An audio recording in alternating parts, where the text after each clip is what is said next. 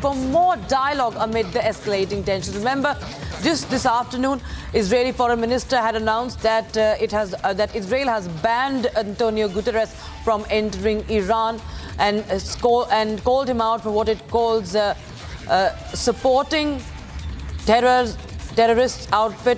outfits in West Asia, and it has called out the duplicity of United Nations.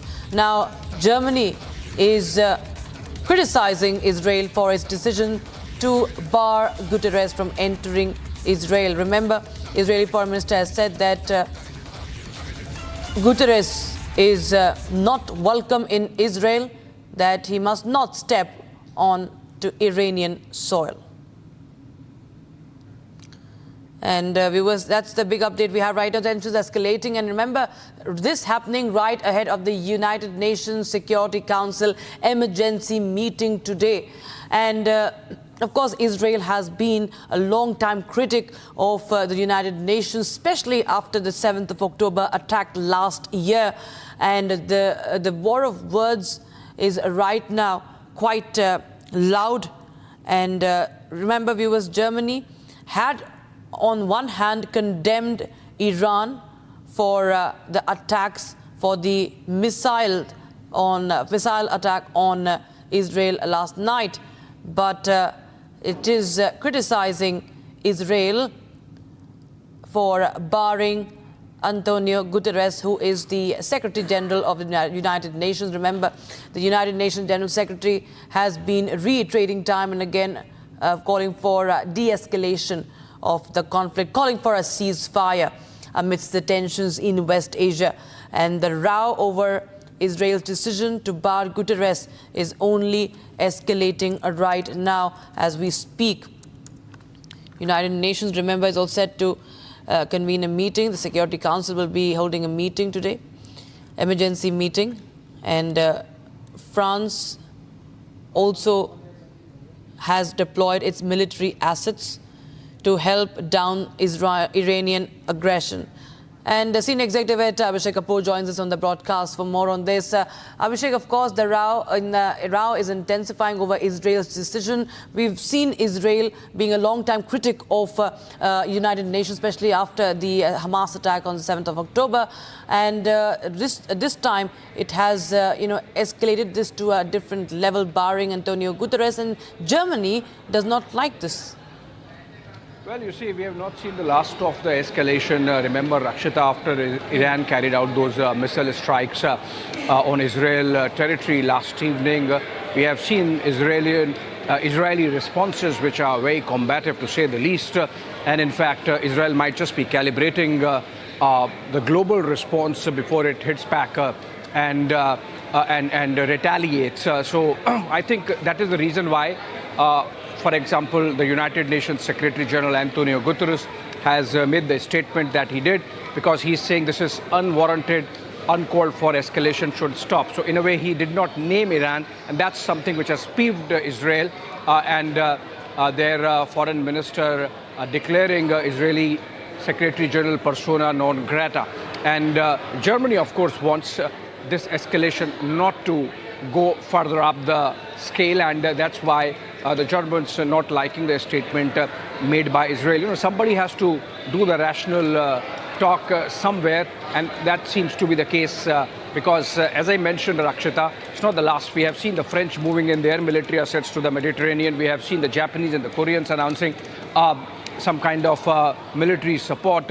So already we are looking at a wider conflagration building up. I would still not say this is World War III panning out, but then this is essentially a pressure cooker environment building up in the Middle East with Russia taking the side of Iran and Lebanon, and the rest of the West coming together to support Israel. So Germany trying to be rational, they can say that this is the first time perhaps if a world war happens, they are not the trigger. And so they want de-escalation to take place in the Middle East. Abhishek, in fact, stay on with us. Antonio Guterres is right now speaking at the moment. Let's cut across live to that. Temporary ceasefire allowing for the restart of negotiations. Israel refused that proposal and stepped up its strikes including bombing the Hezbollah headquarters where its leader was killed. And Hezbollah has continued rocket and missile attacks on Israel. And yesterday, the Israel Defense Forces conducted what it stated were limited incursions into southern Lebanon. UNIFIL peacekeepers remain in position, and the UN flag continues to fly despite Israel's request to relocate. I reiterate our deep appreciation to the military and civilian members of our UN peacekeeping force, UNIFIL, and to troop contributing countries. The safety and security of all UN personnel must be ensured. Madam President, civilians are paying a terrible price, which I utterly condemn. Since last October, more than 1,700 people have been killed in Lebanon, including over 100 children and 194 women. Over 346,000 people are confirmed to have been displaced from their homes, and government estimates put this number as high as 1 million. Another 128,000 people, both Syrian and Lebanese, have crossed into Syria. The UN has mobilized all its capacities to provide urgent humanitarian aid in Lebanon, and I ask the international community to fully fund our appeal. Since October 8th, Hezbollah attacks on Israel have killed 49 people, with over 60,000 people displaced from their homes.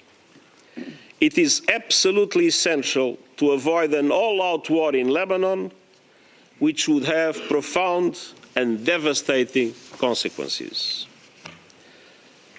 Madam President, yesterday Iran launched approximately 200 ballistic missiles towards Israel.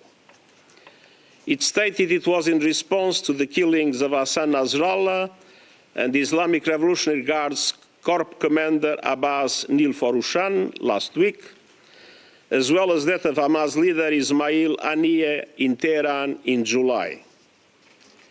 Millions of people across Israel and the occupied Palestinian territory were forced to seek shelter. One person was killed from the Iranian strikes, a Palestinian in the occupied West Bank. As I did in relation to the Iranian attack in April, and as should have been obvious yesterday in the context of the condemnation I expressed, I again strongly condemn yesterday's massive missile attack by Iran on Israel. And these attacks, paradoxically, do nothing to support the cause of the Palestinian people or reduce their suffering. Almost 1 year has passed since the atrocious 7 October acts of terror by Hamas and the taking of hostages. And since last October, Israel has conducted in Gaza the most deadly and destructive military campaign in my years as Secretary General. The suffering endured by the Palestinian people in Gaza is beyond imagination. At the same time, the situation in the occupied West Bank, including East Jerusalem, continues to deteriorate with Israeli military operations, construction of settlements, evictions, land grabs, and intensification of settler attacks, progressively undermining any possibility of a two-state solution. And simultaneously, armed Palestinian groups have also used violence. Hamas has continued to launch rockets, and just yesterday, 7 Israelis were killed in a terror attack in Jaffa. Madam President, the events of the past week, the past months, and indeed nearly the past year make it clear. It's high time for an immediate ceasefire in Gaza, with the immediate and unconditional release of all hostages, the effective delivery of humanitarian aid to Palestinians in Gaza, and irreversible progress to a two-state solution. It's high time for a cessation of hostilities in Lebanon, re-election towards full implementation of Security Council resolutions 1559 and 1701, paving the way for diplomatic efforts for sustainable peace. It's high time to stop the sickening cycle of escalation after escalation. That was Antonio Guterres.